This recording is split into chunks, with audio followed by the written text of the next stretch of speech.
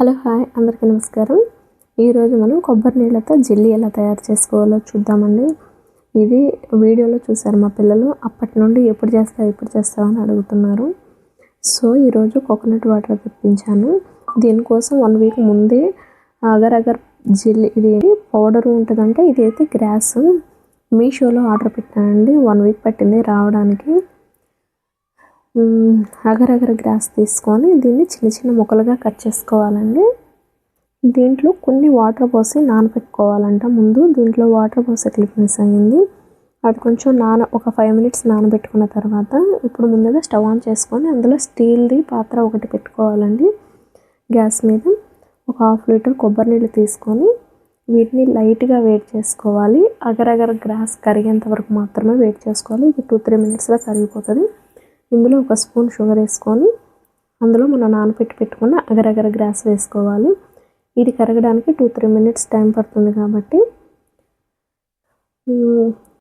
ఈలోగా మనం ఇందులో ఇది ఫుల్ ట్రాన్స్పరెంట్గా ఉంటుంది కాబట్టి ఈ జెల్లీ దీంట్లో మనం సేమియా ఉంటాయి కదండి, సేమియాలు సగ్గుబియ్యం కొంచెం వేసుకుంటే పిల్లలకి చూడడానికి బాగుంటుంది కదా జెల్లీ లాగా.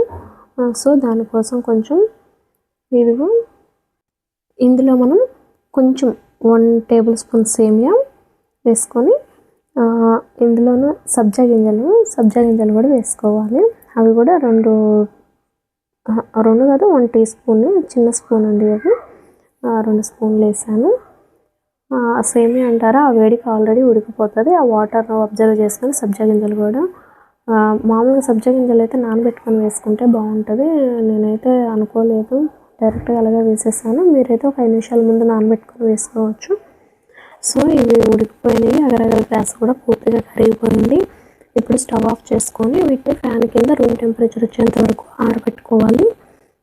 ఒక 5 మినిట్స్లోనే పూర్తిగా ఆరిపోయింది. బయట ఉన్నప్పుడు కొంచెం జెల్లీ ఫార్మేషన్ వచ్చేసింది, జెల్లీలా ఉంది.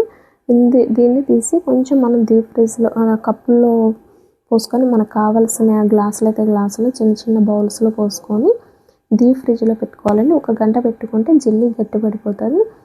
మనం కొబ్బరి నీళ్ళని చల్లగా తింటేనే బాగుంటుంది కదా వేడివేడిగా కన్నా. ఇంకా డీప్ ఫ్రిడ్జ్లో 1 గంట పెట్టుకున్నామండి. 1 గంట పెట్టుకోగానే జెల్లీస్ అయితే రెడీ అయిపోయినాయి. ఇవి మొదలు పెట్టిన దగ్గర నుండి ఎప్పుడు తీస్తాను ఫ్రిడ్జ్ చుట్టూ తిరగడమే సరిపోతుందండి. చూడండి ఎంత బాగా వచ్చాయి. అసలు తీసి కనీసం నేను ఫొటోస్ తీసుకోవడానికి కూడా నాకు అంత టైం లేకుండా తినేశారు. సో ఈ వీడియో కూడా నేను సరిగా తీయలేకపోయాను. చూడండి చాలా బాగున్నాయి. కొంచెం గట్టిపడింది కూడా. ఏదో ఒకటన్నా ఇవ్వండిరా వీడియో తీయడానికి అంటే అదిగో ఇది ఒకటి ఇచ్చేసారు. చూడండి చాలా బాగుంది కూడా, టేస్ట్ కూడా బాగుందండి. దీంట్లోనే మనం కొబ్బరి ముక్కలు లేదా కొబ్బరి